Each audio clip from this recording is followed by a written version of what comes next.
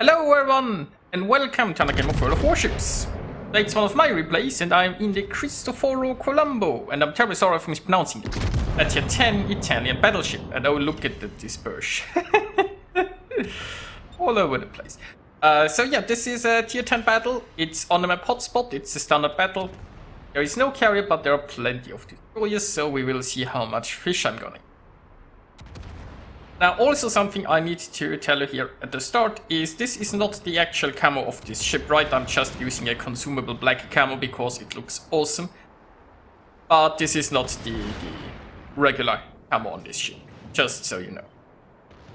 So anyway, I haven't played this ship a lot yet, but I have tried it out, and I guess so far it's playable, you know? It's definitely better than the other Italians I tried out. Italian battleships, that would be. You know, the amount of guns just makes sure that even with bad accuracy, I guess a few shells will probably hit the target, and maybe that's just enough to make a difference. I'm not using Deadeye here, because Deadeye will be gone soon, so there is no point in evaluating this thing with Deadeye. And well, I mean, it's a pretty reasonable amount of damage. Of course, the number of actual shells that hit was not that high, considering the amount of guns I have. That's just it, you know. You just throw a lot of shells at the enemy, and a few of them will probably hit. And if you actually get a lucky roll, and a lot of them hit, then they probably hurt a lot. Now you have the same guns like the Lepanto, just more of them, so when it comes to your gun caliber, it's what, 381, so there isn't much overmatch going on. It's, well, I think it's also the exact same SAP, so your SAP penetration hasn't increased. SAP is still pretty much of a niche case scenario, right? You will sometimes find some need for it, but mostly you're probably going to shoot armor piercing and stuff. Now here, as far as this match is concerned, you have a Henry YOLOing in, but the Henry has been dealt with, and now I'll probably try to go around here and engage the Odin. Well, I mean, there's an Odin, a Benson, and a Moskva, so we will see how that turns out. But it takes this ship a while to turn around, so I didn't want to go for the whole circle and then fall off the Spad in Missouri. I thought I'd go around here, and then we're going to create some crossfires and hopefully farm those enemies. Missouri is really pushing into this Friedrich now. And well, I'm very soon going to be in a position to shoot Odin. And I managed to hit 4 shells and 3 of them ricocheted. Isn't that just amazing? I mean, the small gun caliber can be a nuisance at times, I suppose. And the lack of high explosive is still not the best thing. The smoke, once again, just like a niche case scenario. Well, and there comes the Benson. Now I have armor piercing loaded. It's like SAP does slightly more damage, but not really. And you know, this was very nice. I got 10 hits, but once again, this is having this many guns can be like pretty fun, especially if you manage to get close range. Now the Colombo doesn't have the most hit points, and it's not the best brawler. This is one of the things about the Italians that I don't quite get. They are pretty bad at long range, but they don't get, like, they don't really have the real benefits of getting close. I mean, yes, your guns are getting more accurate. Like in every ship in this game, if you get close, the guns are getting more accurate. But you don't have Hydro, you don't have Torpedoes, you don't have a better heal, you don't have a better damage gun, you don't have amazing armor, you don't have the secondaries. Like, you don't really have anything that's really centered around brawling. It's just that you're so bad at long range that you feel compelled to get close. And then you realize you don't really have that much going on close range. So, I'm switching to SAP here because the Odin is angled, but keep in mind that SAP, the thing is, you know, because your SAP pen isn't that great, if you're shooting like a angled ship like this, the turrets are probably an issue, right? With armor piercing, maybe you'd be able to pen a turret. With sap, you won't. So I'll have to lob the shells around the turrets into the superstructure to really get penetration hits. If you manage to hit like the upper belt, that could, like, you can probably sap that. So that's an advantage.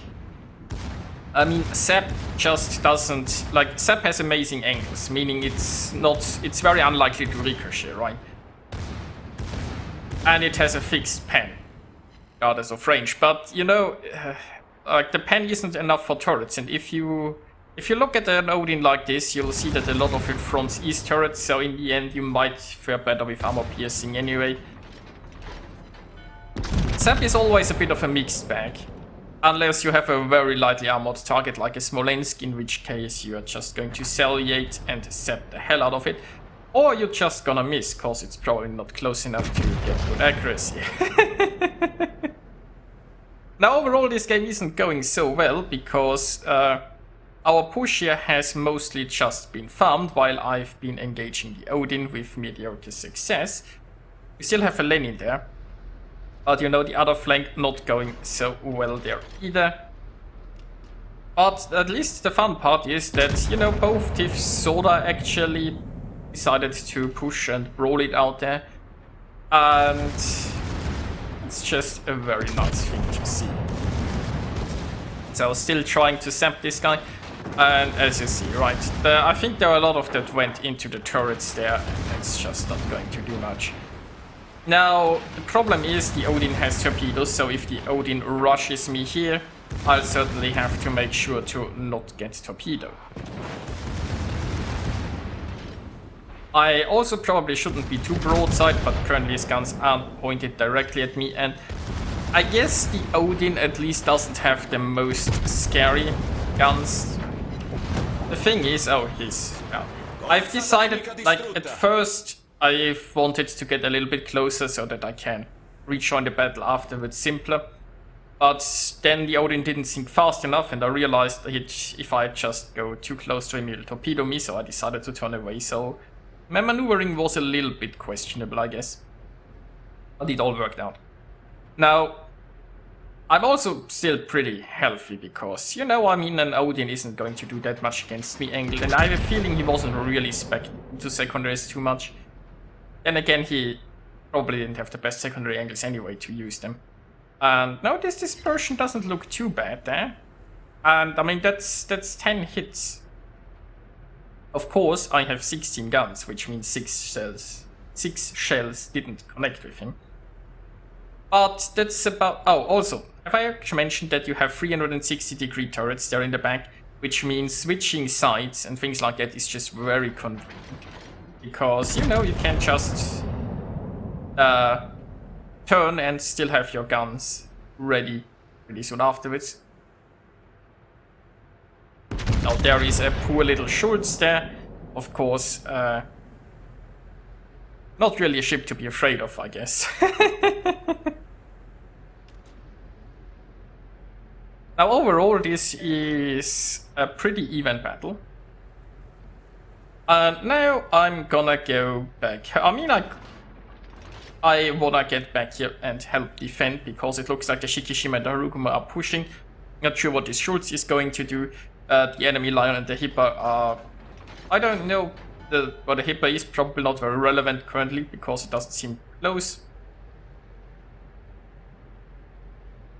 And actually... Oh, let's speed this up slightly. There is the Shikishima spotted, who is coming towards our camp. No idea how close the Harugumo is yet. Oh, there is the Hipper, but on very low health, maybe somebody can finish off the Hipper. Shikishima also seems to be going down quite nicely there. And we've briefly saw the Harugumo, so I'm going to try to shoot it. That's actually now a somewhat dangerous situation, because our Soyuz and our Hindenburg are both running away. And this Harugumo can't just cap, you know. We can't see him currently. And if nobody's inside the cap to contest him, then, you know, we have to get a lucky interrupt in. I should be going more full speed, maybe towards the cap. I'm trying to also get to use my rear guns here. I feel like we... Oh no, wait, I didn't actually try to use my rear guns here. Never mind. It's a bit confusing, you know, because sometimes it looks like your rear guns might be ready to shoot because they can be rotated on target. And obviously, like, you can't shoot yourself. The game prevents you from shooting yourself in the back of your head, basically. But when you look at it, you feel like, hey, all of my guns are pointed at something.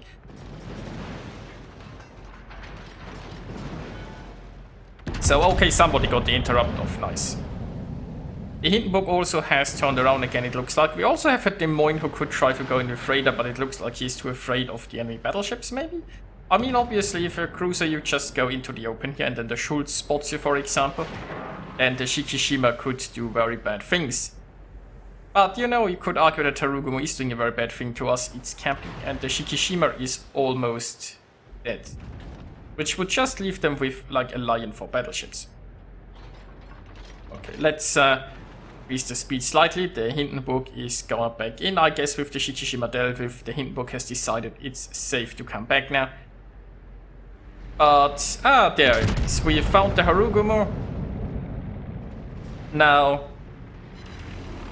well, got 2 shell hits in there. Overall, the Colombo is... it feels playable, you know?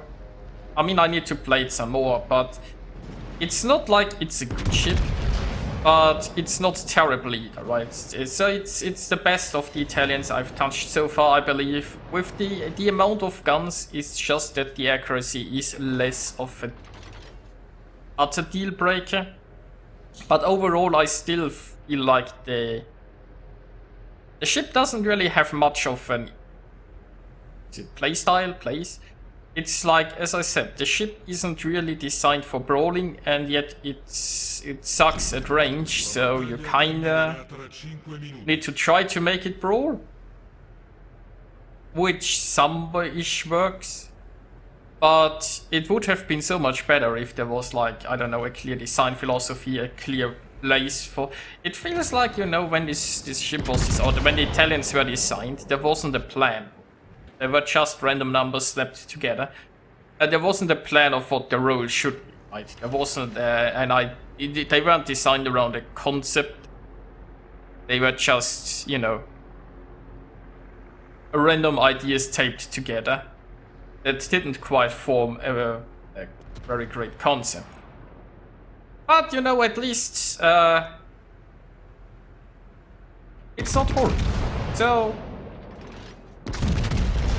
like, since we have a Schultz here, it could be so much worse, you know? It could be like a German destroyer. New German liner just floating memes. But yeah, I definitely need to play the ship some more. This battle is soon to be over. I managed to sneak in a Confederate there. I haven't taken a lot of damage in this one, interestingly enough. But what you've seen is that with the amount of guns you have, you can at least, you know, get some hits in. Which, and then you get a lot of ricochets here. You know, you still have a rather low gun caliber, you still don't have high explosive. Zep is still a niche case. The smoke is most of the time not very useful, although it's also a niche case, and let's see, maybe I can get myself some lion there for the end.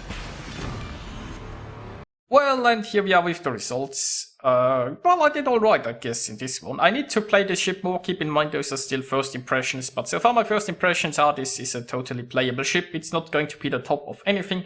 But, you know, it's not gonna make you hate yourself while you sail it. So that's good news. So yeah, I hope you guys enjoyed watching this. And I'll see you next time.